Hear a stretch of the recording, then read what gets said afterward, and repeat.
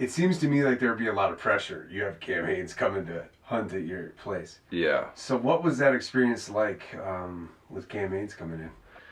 It was a lot different than I expected from a standpoint of when he actually showed up, he's a super calm guy.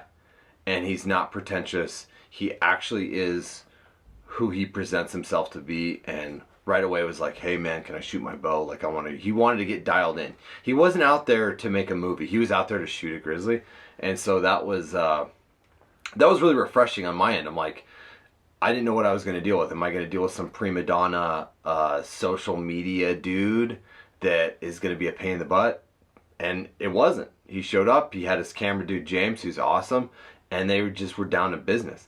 And I put him with a couple guides, Nate and David, who were the same, down to business, man. They didn't care. They were just like, let's go kill something. Let's go kill a nice bear and get him close. And what also I noticed, and what the feedback I got from the guides was that he was an actual hunter. So like a lot of times you have these social media guys or whatever, and you hear these rumors of like, yeah, he shot like all this stuff and couldn't find it, and he's a terrible hunter, and he's such a pain in the butt, and he was whining the whole time. The guides are like, no, dude, we just kind of like, we got him in the right spot, and he just killed. He like went after and killed. And so the feedback that I had in a private room was like, cool, man. Let's like, that's so refreshing, because you have a guy that so many people talk negatively about online, and anytime he posts anything, there's always all these guys that are jealous and want to just like pretend that he's something that he's not, or they want to just really, I don't know, they're insecure about their own hunting or their own life or whatever people troll and hate online, whatever reason they have. Everybody's got their own reasons, but with him specifically, it's unwarranted. There are guys on social media that you're like, yeah, dude's a tool. He is a total, like, he is doing it for the show. Like, he doesn't care. Cam's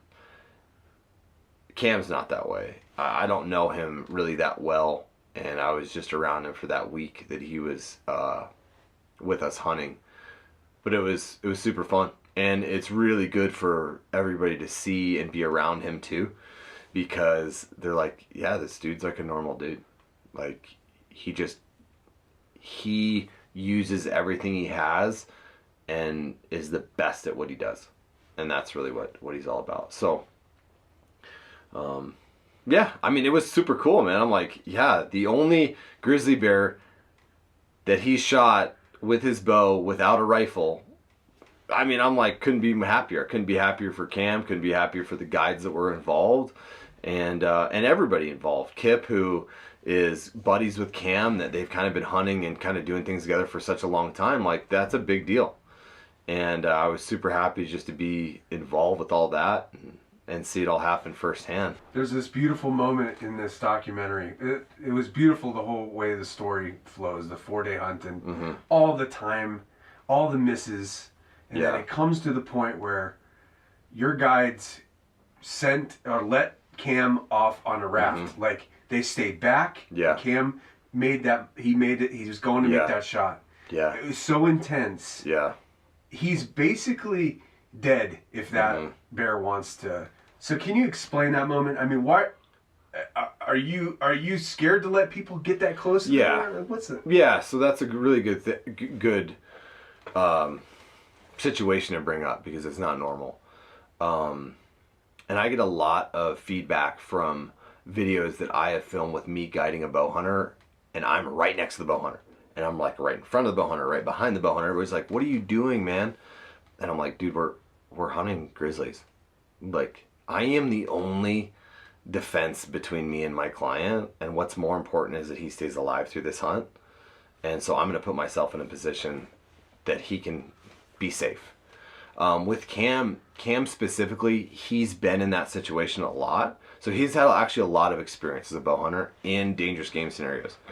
And that's in Alaska, that's in, name a continent. He's been there in dangerous game scenarios. With the guides, this is a super important part about it. They made a judgment call. They're like, hey, we're going to let Cam get out a little bit because that's the most effective way that this bear is going to get killed.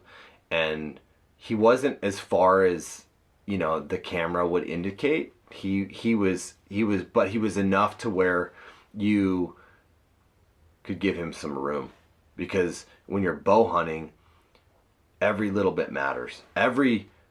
You double the noise, double the scent, double the movement if you have a guy with you.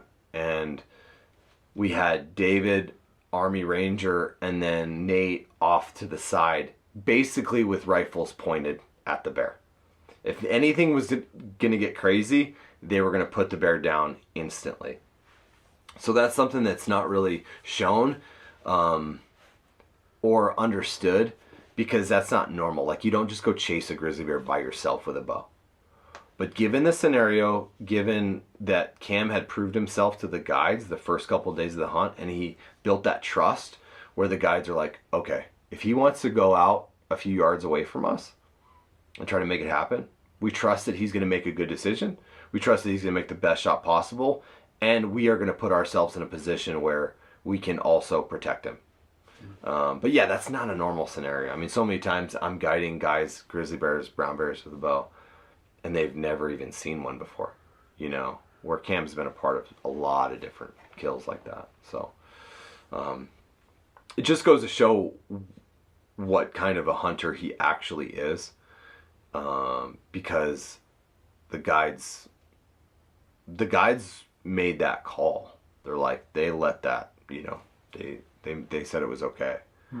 If he was not who he was, if he was a jerk and a prima donna, and, you know, they would have been like, like, we're going with you. Like, we don't trust you. We don't trust that you're going to make the right decisions, and you're going to put us all at risk. And so it shows to show what kind of a guy he is. I'm watching Cam. He shoots this unbelievable animal, and then he goes and starts petting it.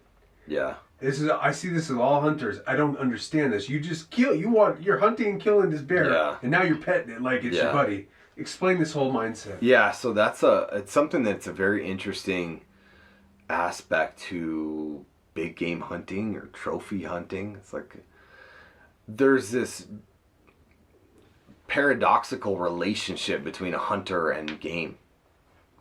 It's like, as a hunter, we respect and we care for and we love these animals to a different level that it's hard to explain, because we also kill them. There's a connection, I think, and a respect that is what some may view as like disrespectful is actually the respect. Like, so you petting a dead animal, or essentially just like, you know, feeling really coming to grips with you just taking a life of a living animal, like an amazing animal like a grizzly bear, understanding the weight of that. Every hunter understands the weight of life and death, and that's what's consistent, is that even though we do kill, we understand and are very grateful that the life that we have taken, it is extremely important. And so taking pictures and taking videos and really, and even putting a head on a wall, and a lot of people don't understand that. And I'm not big on taxidermy, like I don't have a ton of heads around, but it really is, it's respecting the animal, because they lived, and especially because most of the animals that we kill are old and they're big and mature and they're males, is respecting them. Coming into a place where you actually feel like you are now, everything comes 360, you know, and understanding that you just took a life. That life is very important, whether that's a rabbit or a grizzly bear. That life has meaning, and that life cycle comes for all of us, and it's part of that human experience of life for life.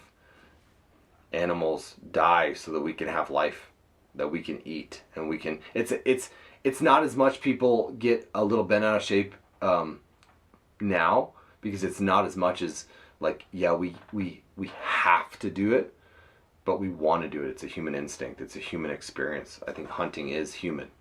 It's what we have always done. Some people raise domestic animals and kill domestic animals. The meat that we eat they're domesticated animals. Some of the meat we eat, like I prefer to eat, is in wild animals. And so it's just connecting and giving respect. I think we always have to tread lightly as far as how we portray hunting. And I think Cam Hanes does a really good job at portraying hunting the right way. Steve Rinella, same thing. I think they portray hunting the right way. I think the attitude of hunting and the hunting world and hunters in general, I think it's been trending in the right direction for a long time, especially with Steve Rinella and Cam Hanes, when they really... Steve Rinella's big focus is meat, and making that a real thing, and it's part of hunting, and it's eating, and it's healthy. Where Cam Hanes also is that way, but also a lot of his focus is fitness and bow hunting and challenging yourself and taking yourself to the next level. And I think that's good.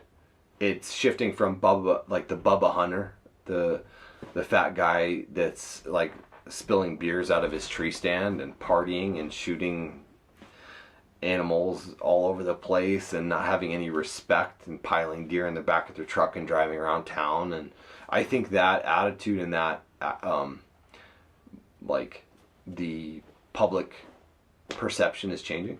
So, but we still have to be careful. We still have to understand that people don't understand. If they've never touched a dead elk, dead moose, a dead bear, if they've never taken a life of an animal like that, and they don't actually understand the relationship that the hunter has with that, the relationship that it's very intimate, it's very real, and it's it connects you with yourself as a human and those natural instincts that you have.